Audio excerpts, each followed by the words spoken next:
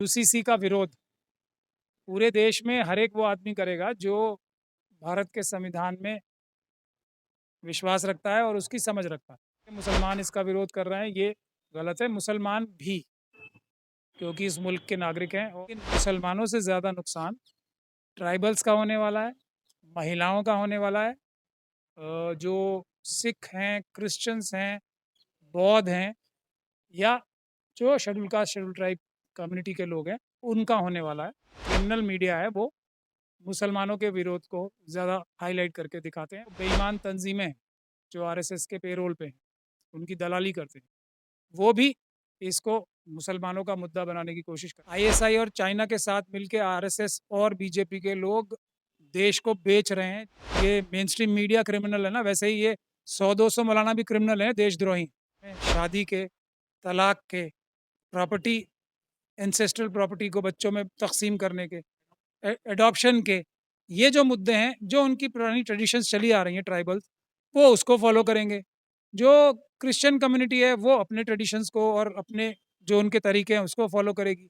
जो सिख कम्युनिटी है वो अपने तरीके फॉलो करेगी। आनंद मैरिज एक्ट उनके लिए लगेगा।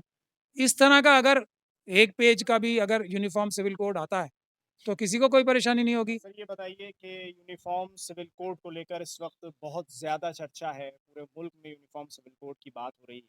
जहां बीजेपी एक तरफ यूनिफॉर्म सिविल कोड को लाने पर तैयार है, तो वहीं दूसरी तरफ मुसलमान उसका जमकर विरोध भी कर रहे हैं।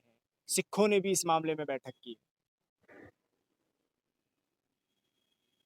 इसका यूसीसी का विरोध पूरे देश में हर एक वो आदमी करेगा जो भारत के संविधान में विश्वास रखता है और उसकी समझ रखता है। ये कहना कि मुसलमान इसका विरोध कर रहे हैं, ये गलत है। मुसलमान भी, क्योंकि इस मुल्क के नागरिक हैं और भारत के संविधान को पसंद करते हैं, उससे प्यार करते हैं, इसीलिए मुसलमान भी विरोध कर रहे हैं। लेकिन मुसलमानों से ज़्यादा नुकसान ट्राइबल्स का होने वाला है, महिलाओं का होने वाला है। जो सिख हैं, क्रिश्चियंस हैं, बौद्ध हैं, या जो schedule caste schedule tribe community के लोग हैं, उनका होने वाला है।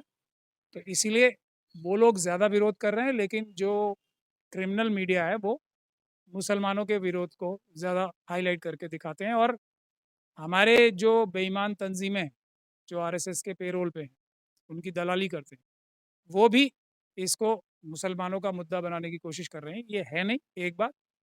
और इसका विरोध करने का तरीका तो जब सामने आना चाहिए जब कोई खाका सामने आए। तो अभी सेंट्रल गवर्नमेंट ने कोई खाका पेश नहीं किया, तो इसीलिए वो मुद्दा इसलिए बना रहे हैं कि उनके पास चाइना हमारे देश की 2000 किलोमीटर जगह खा गया, उसका कोई जवाब नहीं है। अडानी हमारे देश का बहुत बड़ा पैसा खा गया, उसका कोई जवाब नहीं है। अंबानी हमारे देश के बहुत बड़ा पैसा खा गया, उसका कोई जवाब नहीं है। उनके सारे लोग भ्रष्टाचार में डूबे हुए हैं, व्यभिचार में डूबे हुए हैं। आईएसआई और चाइना के साथ मिलकर आरएसएस और बीजेपी के लोग देश को बेच रहे हैं, जिसका लेटेस्ट एग्जाम्पल। खाका सामने नहीं है, तो फिर क्यों मुसलमान ये बात कह रहे हैं कि हम यूसीसी को कबूल नहीं करेंगे, हम यूसीसी को किसी भी तरह से मंजूर नहीं क्योंकि करेंगे। यूसीसी को मुद्दा बनाना है ना, इसीलिए तो कह रहा हूँ। जो बेईमान बेईमान तंजीमें और बेईमान और दलाल आरएसएस के, जो हमारे टॉप के अपने आप को मौलाना कहने वाले, जो क्रिमिनल मौलाना है, जैसे ये मेन स्ट्रीम मीडिया क्रिमिनल है ना, वैसे ही ये 100-200 मौलाना भी क्रिमिनल हैं, देशद्रोही। तो ये लोग बना रहे हैं ना मुद्दा। मुद्दे को टैकल जब कर सकते हो आप जब कोई खाका सामने हो। एक बात, बुनियादी बात है, भारत के संविधान में आर्टिकल 25 है, वो फंडामेंटल राइट्स में तीसरे हिस्से में आता है। डायरेक्टिव प्रिंसिपल जिसकी कोशिश करनी चाहिए, धारा 44 जो है, वो चौथे हिस्से में आता है। डायरेक्टिव प्रिंसिपल्स के इन चीज़ों की सरकार को कोशिश करनी चाहिए इसको पूरा करने की। तो यूनिफॉर्म सिविल कोड अगर ऐसा आता है, मैं आपको एक लाइन में बता दूं, तो किसी को परेशानी नहीं होगी अगर यूनिफॉर्म सिविल कोड में ये लिखा हुआ आ जाए कि सारे ट्राइबल कम्युनिटी के लोग, जो उनके ट्रेडिशनल रिवायत चली आ रही हैं, वो अपने ज़ाती मसलों में, शादी के, तलाक के, प्रॉपर्टी, एंसेस्ट्रल प्रॉपर्टी को बच्चों में तकसीम करने के, एडॉप्शन के, ये जो मुद्दे हैं, जो उनकी पुरानी ट्रेडिशंस चली आ रही हैं ट्राइबल्स, वो उसको फॉलो करेंगे। जो क्रिश्चियन कम्युनिटी है वो अपने ट्रेडिशंस को और अपने जो उनके तरीके हैं उसको फॉलो करेगी। जो सिख कम्युनिटी है वो अपने तरीके फॉलो करेगी, आनंद मैरिज एक्ट उनके लिए लगेगा। इस तरह का अगर एक पेज का भी अगर यूनिफॉर्म सिविल कोड आता है तो किसी को कोई परेशानी नहीं होगी कि सब आज़ाद हैं अपना अपना तरीका फॉलो करने का। अगर ये यूनिफॉर्म सिविल कोड है तो सब वेलकम करेंगे उसका। लेकिन मुद्दा है ही नहीं यूनिफॉर्म सिविल कोड का, मुद्दा है आईएसआई, पाकिस्तान और चाइना के साथ तो देश के असली एक घर में एक ही कानून चलेगा वरना देश बर्बाद हो जाएगा। एक घर में दो कानून नहीं चल सकते। एक घर में एक कानून, एक घर में एक कानून, एक घर में एक संविधान चलेगा। मोदी जी को ज्यादा बहुत सारी चीजों की बड़े दुख के साथ कहना पड़ता है, समझ नहीं है। वो वही बोलते हैं जो उन्हें आरएसएस के लोग सिखा के पढ़ा के बोल देते हैं। एक घर में एक कानून चल ही रहा है ना, भारत का संविधान चल रहा है ना। और वो भारत का संविधान आर्टिकल 25 में ये कहता है कि हर एक को अपना धर्म फॉलो करने की आज़ादी है। अब मोदी जी को ये बातें पता नहीं है। आप प्रधानमंत्री हैं, उनका इस तरीके से आप उपहास ना उड़ाएं और उपहास उड़ाने की कोशिश ना करें। हमारे प्रधानमंत्री हैं, कोई भी बेवकूफ़ी करें, कोई भी कमअक्ली की बात करें, फिर भी हमारे प्रधानमंत्री हैं, हम उन्हें डिफेंड करेंगे। सिर्फ हम उनका विरोध जब करते हैं वो जब एंटी नेशनल कोई कार्य करते हैं। लेकिन अगर वो कोई अपनी नासमझी की वजह से कमी करते हैं तो हम उनको हमेशा डिफेंड करते हैं। एक देश में एक ही संविधान है जो बाबा साहब डॉक्टर भीमराव अम्बेडकर ने बनाया।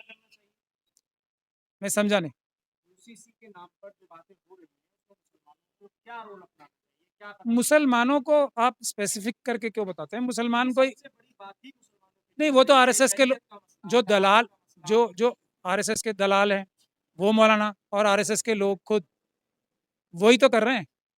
उनकी बात मत कीजिए। उनकी बात करना ही अपने आप को नुकसान पहुंचाना है और उनकी साजिश में आना, उनकी बात ही मत कीजिए।